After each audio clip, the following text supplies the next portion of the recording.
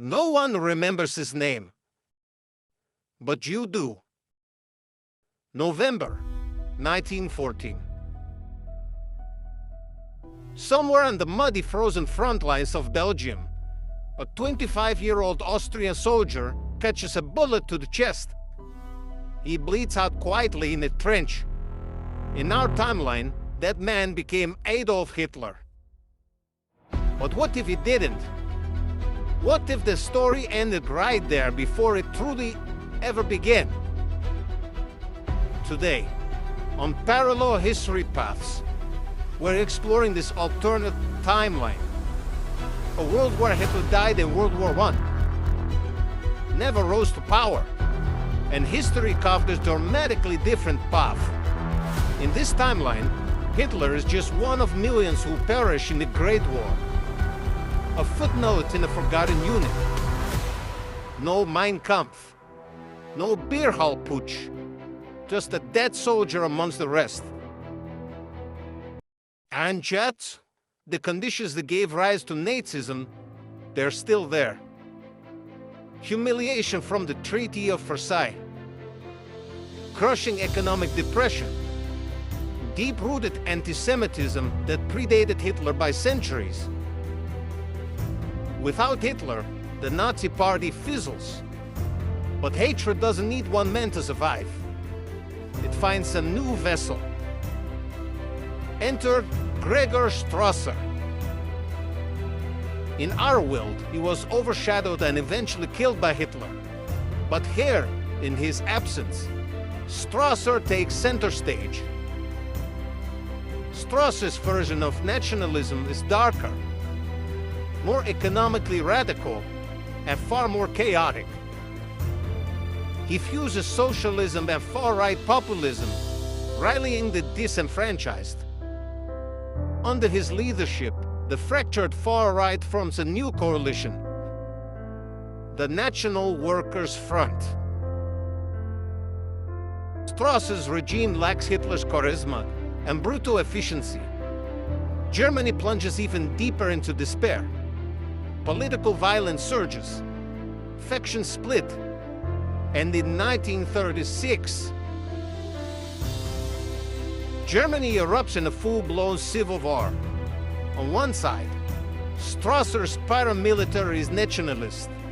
On the other, leftist militias, monarchists, and regional separatists. It lasts 4 bloody years. Paris fears the chaos spilling over. Britain watches from afar. The US, still recovering from the Great Depression. By 1941, a fragile ceasefire splits Germany into East and West, not unlike what would later happen with Korea. Without the Holocaust, there is no moral incentive for the creation of Israel. Still, Jewish persecution remains brutal across Europe and the Middle East. In the late 40s and early 50s, millions of Jews immigrate, but not to a newly created Jewish state. Instead, they move to Palestine, where they become citizens under Arab-led governments. Integration is tense, but there's no full-scale war like in our world. By the 1960s, a powerful Jewish civil rights movement forms, inspired by and aligned with African-American activists in the US. They demand global recognition, cultural identity, and autonomy. But without the horrors of Auschwitz and other camps like it, world leaders are less sympathetic. But while the Holocaust never happens, tragedy finds another door. In 1952, rising tensions between the expansionist Soviet bloc and an unstable Western Europe leads to a global conflict.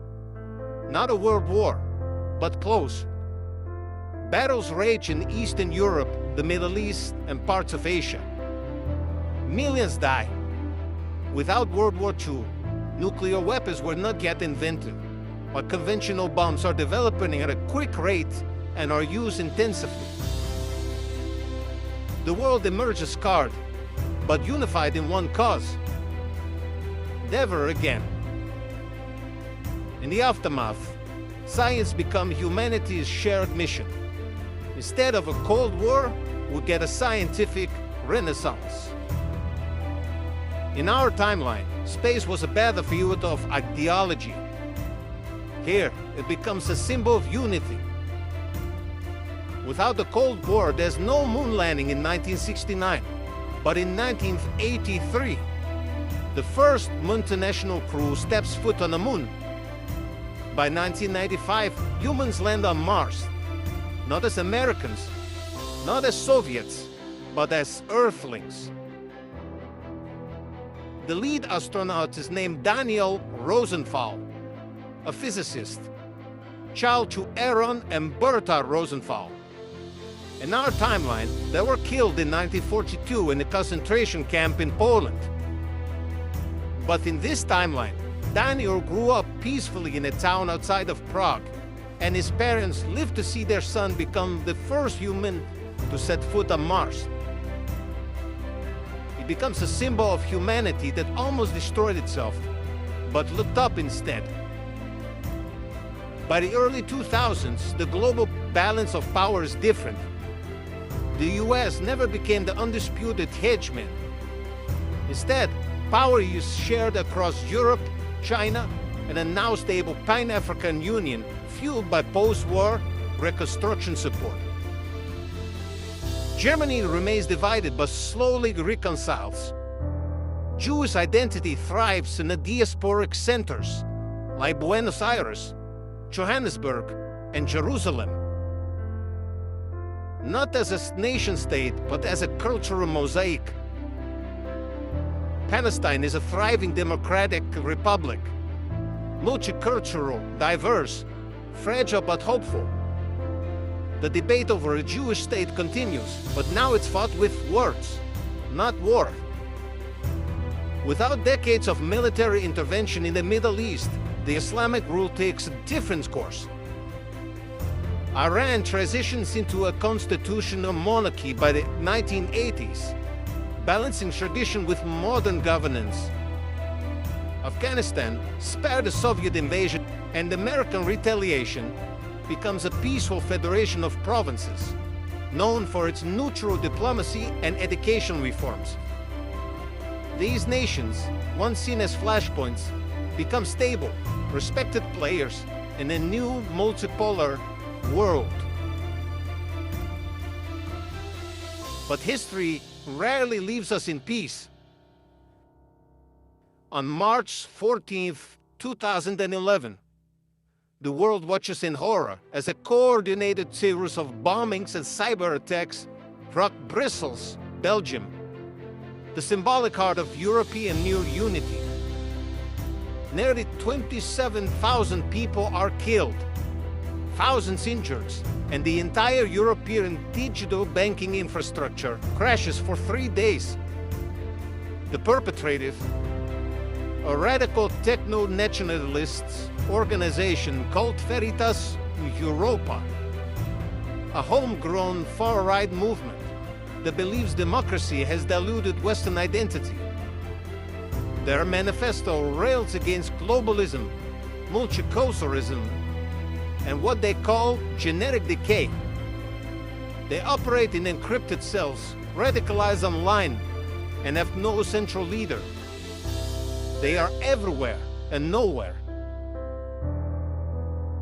The Roots reaction mirrors our own 9/11. Borders tighten, surveillance expands, and AI-powered monitoring becomes normalized.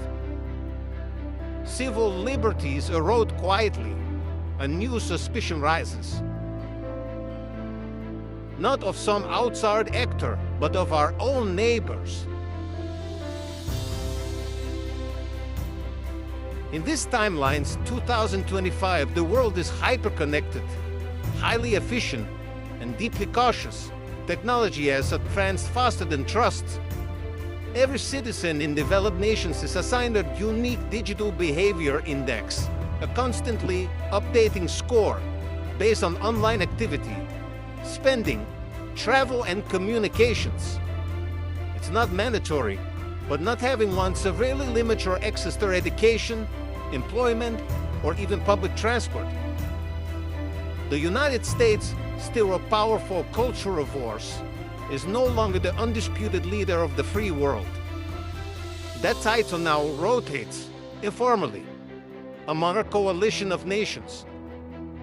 A global political system resembles less a world order and more a constantly negotiating network of influence hubs. There is no Cold War, but a quiet arms race rages in biotech, neuroscience, and space automation. The moon is mined by autonomous machines from a Pan-Asian consortium. Mars hosts a permanent lab, run jointly by Indian, Scandinavian, and African scientists. Human presence in space is normal, not awe-inspiring, but strategic. Yet, underneath it all simmers a new anxiety. Not of war or ideology, but of obsolescence. With AI handling logistics, law, medicine, and even governance, millions question their place in society. Education systems now teach not just facts, but personal adaptability. Children are trained to evolve, to reinvent, because no one is sure what jobs will exist in 10 years. The world didn't burn in nuclear fire. It didn't collapse into war. It's adapted, but not without costs. Privacy, identity, and human purpose have been rewritten. Not by tyrants, but by algorithms we once asked to keep us safe.